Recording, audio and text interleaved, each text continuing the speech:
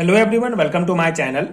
आज हम इस वीडियो में ऑर्गेनिक केमिस्ट्री का एक बहुत इंपॉर्टेंट नेम रिएक्शन पढ़ेंगे जो है पर्किंग्स रिएक्शंस। ये एक बहुत इंपॉर्टेंट रिएक्शन है क्योंकि इसके थ्रू हम एरोमेटिक एल्डिहाइड से अल्फा बीटा अनसैचुरेटेड एसिड बनाते हैं, जैसे कि सिनेमिक एसिड जो परफ्यूम, मेडिसिन और पॉलीमर में यूज होता है। तो इस पर्टिकुलर वीडियो में हम पर्किंग रिएक्शंस क्या होता है एग्जांपल के साथ बेसिक कॉन्सेप्ट डिटेल में समझेंगे, इसके मैकेनिज्म को भी स्टेप बाय स्टेप डिटेल में डिस्कस करेंगे एंड इस टॉपिक का ये प्रॉपर हैंड रिटन नोट्स आपको प्रोवाइड करूंगा जो आपके बीएससी सेमेस्टर एग्जाम्स के लिए बहुत हेल्पफुल होगा। स्टार्ट करते हैं। पर्किंग रिएक्शंस क्या होता है?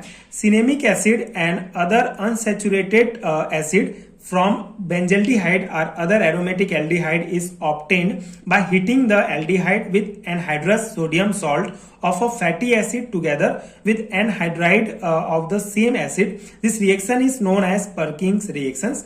तो ये सिंपल सा इसका इंट्रोडक्शन है, सिंपल सा डेफिनेशन है। बेसिकली एरोमेटिक एल्डिहाइड जैसे कि बेंजल्डिहाइड को anhydrous sodium salt of fatty acid और सेम एसिड के एनहाइड्राइड के साथ हीट करने पर, गर्म करने पर हमको अल्फा बीटा अनसैचुरेटेड एसिड मिलता है। इस रिएक्शन को पर्किंग रिएक्शन कहा जाता है। ठीक है, ये सिंपल सा इसका पर्किंग रिएक्शन का डेफिनेशन है, सिंपल सा इंट्रोडक्शन है कि पर्किंग रिएक्शन किसे कहते हैं। सिंपल सा आपको ध्यान रखना है कि एरोमेटिक एल्डिहाइड जैसे कि बेंजल्डिहाइड को अगर हम एनहाइड्रस सोडियम सॉल्ट, ठीक है, फैटी एसिड के एनहाइड्रस सोडियम सॉल्ट और सेम एसिड के एनहाइड्राइड के साथ अगर हम इसको गर्म करते हैं तो हमको अल्फा बीटा अनसैचुरेटेड एसिड प्राप्त होता है और इस रिएक्शन को पर्किंग्स रिएक्शंस कहा जाता है। ठीक है, ये सिंपल सा कॉन्सेप्ट हो गया। अब हम इसका एग्जांपल जो है रिएक्शंस देखते हैं।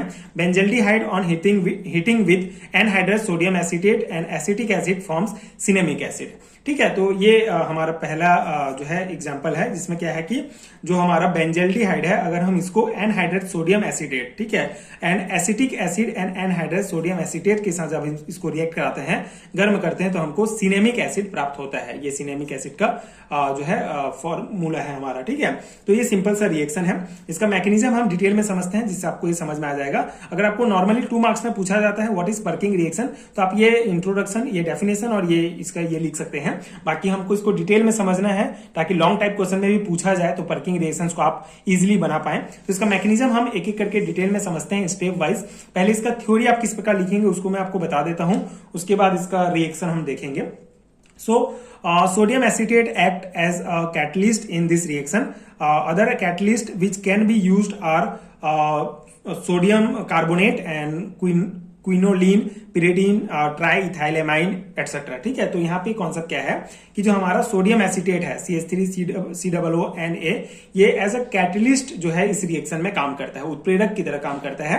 एंड पर्किंग रिएक्शन में दूसरे कैटलिस्ट जैसे कि हमारा सोडियम कार्बोनेट या फिर क्विनोलिन, पिरिडीन, ट्राईइथाइलेमाइन, ये सभी भी जो है एज अ कैटलिस्ट काम करते हैं। तो ये आप ध्यान रखेंगे कि sodium acetate as a catalyst है जिसको आगे हम मैकेनिज्म में समझेंगे। तो ये एक इंपॉर्टेंट पॉइंट है। तो मैकेनिज्म का पहला जो हमारा स्टेप है वो है कि the catalyst removes alpha hydrogen from acid anhydride and form anhydride anion carbanion. ठीक है, तो पहला स्टेप में हमारा क्या होता है कि जो कैटलिस्ट है हमारा, जैसे जो हम सोडियम एसीटेट यूज कर रहे हैं, वो अल्फा हाइड्रोजन को रिमूव करता है जिससे हमको कार्बोनाइन एनहाइड्राइड एनायन एक प्राप्त होता है। फिर सेकंड स्टेप में carbanion effect nucleophilic addition on carbonyl carbon of aldehyde and form another anion. ठीक है, ये जो फिर कार्बोनाइन होता है बेसिकली जो हमको प्राप्त होता है वो क्या करता है, बेंजल्डिहाइड के कार्बोनिल कार्बन पर जो है अटैक करता है। ठीक है, जिससे कार्बन और मतलब कार्बोनिल ग्रुप के जो C वो होता है वो बॉन्ड टूट जाता है एंड एल्कोक्सिड टाइप का हमको एक जो है प्राप्त होता है intermediate. And the new anion adds up a proton, फिर उसके बाद एक प्रोटॉन हम यहाँ पे जोड़ते हैं। उसके बाद on water molecule H2O is given out resulting in formation of alpha beta unsaturated anhydride. ठीक है, जिससे फिर जब हम वाटर के साथ इसका अगेन डिहाइड्रेशन होता है तो हमको फिर अनसैचुरेटेड एनहाइड्राइड प्राप्त होता है। तो ये 4 जो है थ्योरी पॉइंट है, आप लिखेंगे। अब इसको रिएक्शन में हम इस कॉन्सेप्ट को समझते हैं। पहला स्टेप में हमारा क्या होता है, ये जो हमारा सोडियम एसीटेट है, ठीक है, एज अ कैटलिस्ट उत्प्रेरक की तरह इस रिएक्शन में काम कर रहा है। तो ये बेसिकली सोडियम एसिटेट क्या होता है हमारा CH3CO एंड Na प्लस में ये हमारा टूटेगा, ठीक है। तो ये कैटलिस्ट की तरह काम करेगा। तो यहाँ पे ये क्या करता है, इसका मेन काम क्या है, बेसिकली जो अल्फा हाइड्रोजन है, ठीक है, ये जो है ये हमारा कैटलिस्ट है। तो ये क्या करेगा, जो अल्फा हाइड्रोजन होता है हमारा उसको रिमूव करेगा, ठीक है, यहां से। तो जब ये पहले स्टेप में हमारा अल्फा हाइड्रोजन यहाँ से रिलीज होता है मतलब एसिटिक एनहाइड्राइड से, जिससे हमको एक कार्ब एनायन प्राप्त होता है, ठीक है। ये कार्ब एनायन इंपॉर्टेंट है, ये आप ध्यान रखेंगे। एक कार्ब एनायन का हमारा फॉर्मेशन हो जाता है जब ये अल्फा हाइड्रोजन निकलता है ये एसिटिक एनहाइड्राइड जो बेस है, ठीक है, जो कैटलिस्ट है हमारा उसके द्वारा, ठीक है। तो इस प्रकार से हमको क्या प्राप्त होता है, एक कार्ब एनायन प्राप्त होता है।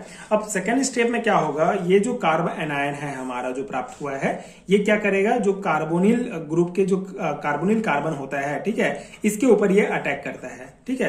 इसके ऊपर जब ये अटैक करेगा हमारा तो जो ये हमारा जो बेंजल्डिहाइड है, जिसमें हमारा जो C++O है, ठीक है, बेसिकली ये इसका ही मैकेनिज्म है।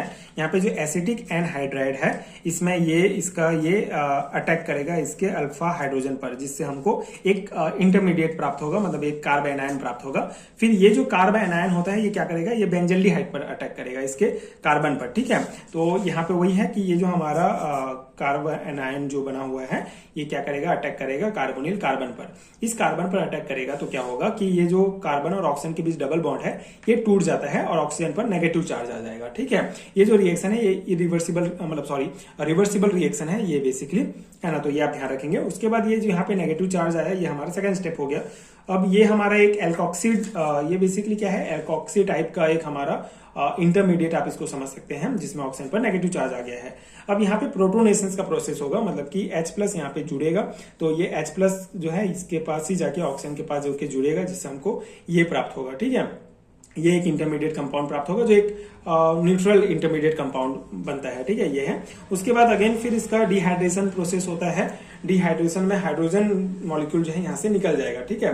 तो एक हाइड्रोजन मॉलिक्यूल जब यहाँ से हमारा निकलेगा तो हमको ये कंपाउंड प्राप्त होगा जो क्या है, alpha beta unsaturated anhydride compound है। क्योंकि अल्फा बीटा अनसैचुरेटेड हाइड्राइड, क्योंकि कार्बन कार्बन के बीच डबल बॉन्ड प्रेजेंट है, तो ये हमारा अल्फा बीटा अनसैचुरेटेड एनहाइड्राइड हमको प्राप्त होता है।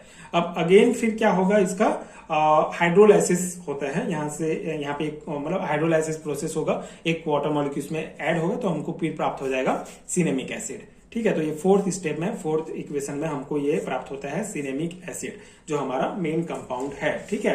तो इस प्रकार से बेंजल्डिहाइड और एसिटिक एनहाइड्राइड का जब हम रिएक्ट कराते हैं सोडियम एसिटेट के प्रेजेंस में, तो हमको सिनेमिक एसिड प्राप्त होता है पर्किंग रिएक्शन में। तो ये इसका डिटेल मैकेनिज्म है जो मैंने समझाया इसको। आई होप कि आपको समझ में आ गया होगा। सिंपल सा मैकेनिज्म है। पहला हमारा एसिटिक एनहाइड्राइड जो है वो अल्फा हाइड्रोजन को बाहर निकालेगा। अल्फा हाइड्रोजन निकलने के बाद जो हमको कार्ब एनायन प्राप्त होगा वो क्या करेगा, कार्बोनिल कार्बन पर अटैक करेगा, जिससे हमको एक एल्कोक्साइड टाइप का इंटरमीडिएट प्राप्त होगा। फिर अगेन इसका प्रोटोनेशन होगा, जिससे एक न्यूट्रल इंटरमीडिएट कंपाउंड प्राप्त होगा। फिर इसका जो है डिहाइड्रेशन होगा, जिससे फिर हमको प्राप्त होगा अल्फा बीटा अनसैचुरेटेड एनहाइड्राइड। फिर आगे हाइड्रोलिसिस के बाद हमको सिनेमिक एसिड प्राप्त हो जाएगा। तो ये इसका मैकेनिज्म था। आई होप कि ये पर्किंग रिएक्शंस का कॉन्सेप्ट आपको समझ में आ गया होगा। इंपॉर्टेंट है आपके बीएससी सेमेस्टर एग्जाम्स के लिए, उसी अकॉर्डिंग मैंने ये प्रॉपर हैंड रिटन नोट्स आपको प्रोवाइड किया है। इसको डायरेक्टली अपने थ्योरी एग्जाम्स में आप लिख सकते हैं। एंड अगर आपको पेड हैंड रिटन नोट्स चाहिए तो नीचे डिस्क्रिप्शन बॉक्स में आपको पीडीएफ स्टोर का लिंक भी मिलेगा, वहां भी आप चेक कर सकते हैं एंड नोट्स ले सकते हैं, जो आपके एग्जाम प्रिपरेशन के लिए अगेन बहुत हेल्पफुल होगा। एंड अगर ये वीडियो हेल्पफुल रहा होगा तो आगे के वीडियोस देखने के लिए आप चैनल के साथ जुड़े रहिए। Thank you so much for watching.